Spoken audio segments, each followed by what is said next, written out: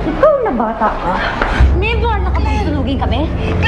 Claire, please, Claire. Ako nakakausap sa kanya. Checo! Nanay Maria, please, let me handle this. Halika dito, bata ka. Jennifer, sagutin mo ako ng diretso. Anong ginagawa mo sa kusina ng mga oras na yan?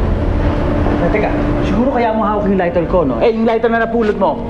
Dahil may bala ka talagang gumanti, no? Dahil sa pagpapalaya sa tatay Manny mo. Desmond! Yan na nga bang sinasabi ko eh.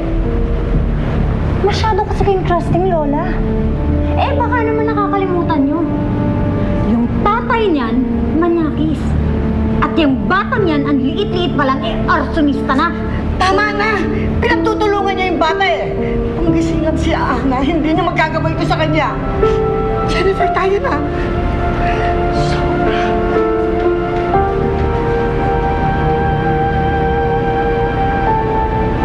Tara na nga.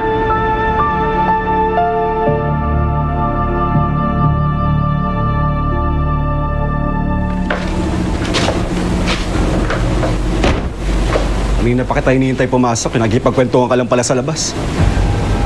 Di ba pinag-uusapan niyo ni Manny, ha? So, may problema ka ba sa akin? May nililihim ka ba sa akin? Simeon, karapatan ko naman sigurong magkwento sa ibang tao kung anong gusto kong ikwento. Bakit ba lahat na ng bagay gusto mo alam mo? May natural asawa mo ko eh! Nandun na tayo. Pero hindi naman siguro lahat ng iniisip ko o lahat ng nararamdaman ko, obligasyon kong sabihin sa'yo. Pues magmula ngayon, ginagawa ko siyang obligasyon mo. Susan, asawa mo ko. Dapat alam ko lahat ng nararamdaman mo, lahat ng iniisip mo. Susan, ako nagligtas sa'yo sa lindol. Kundi dahil sa akin, malamang patay ka na. Wala nang ina si Michelle.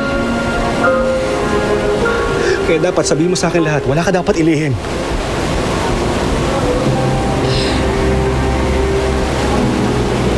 Kaming ibang pinag-usapan eh.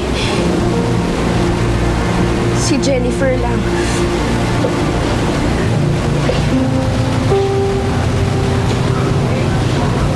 Hindi ko lang sinasabi sa'yo kasi parang ayaw mo naman siyang pinag-uusapan eh. Parang ang laki-laki ng galit mo dun sa bata. Hindi naman ako galit dun eh. Ayoko lang nang binibigyan mo ng importansya si Jennifer kaysa kay Michelle. Susan, hindi mo naman anak yun eh. Kahit anong mangyari sa kanya, wala ka nang pakialam doon.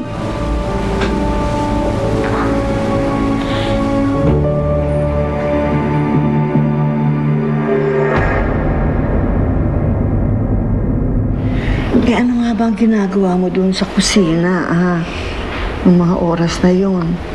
Magtitimpla lang naman po sana ako ng gatas. Pero pagkadating ko buton, may sunog na. Wala ka bang nakitang iba doon?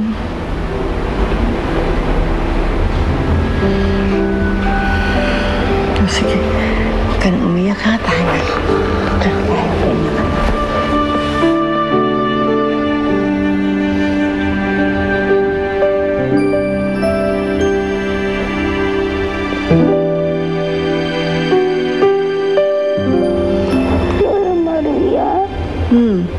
Totoo po ba yun? Ang alin? Pinaalis po ni Lola Ana ang tatay?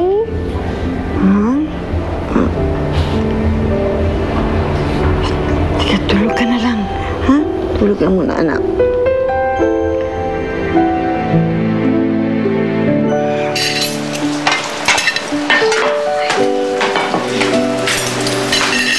O Manny, bakit ang aga mo atang nagising?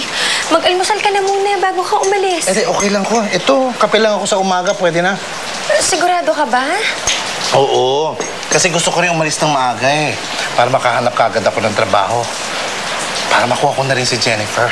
Pero, paghandaan ko na kayo ng almusalin. Ikaw naman, nag-abala ka pa. Hindi mo na dapat ginawa yan. Ako na dapat yan. Okay na yan. Kumain ka na muna. Okay na to. Matali rin ako eh. Sige. Alis na ako ha. Sige. Hindi mo pa naubos yung kape mo. Okay lang. Sige, Susan.